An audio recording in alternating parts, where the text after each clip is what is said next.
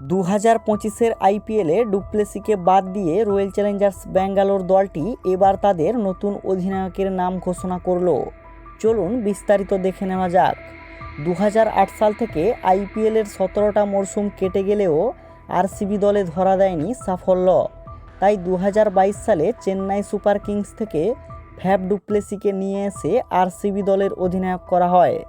Bat হাতে গত 3টি মরশুমে ডুপ্লেসি ভালো পারফরম্যান্স করলেও দলকে তার অধিনায়কত্বে ট্রফি এনে দিতে ব্যর্থ হন।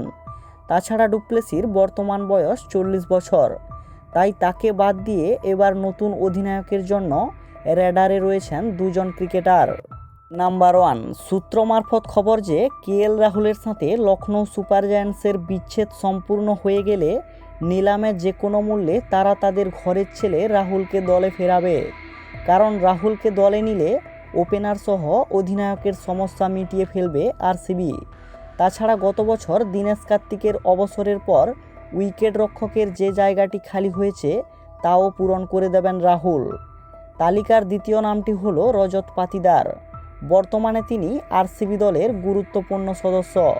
গত বছর আইপিএলে শেষের দিকে দুর্দান্ত ইনিংস খেলে তিনি তার জাত চিনিয়েছেন।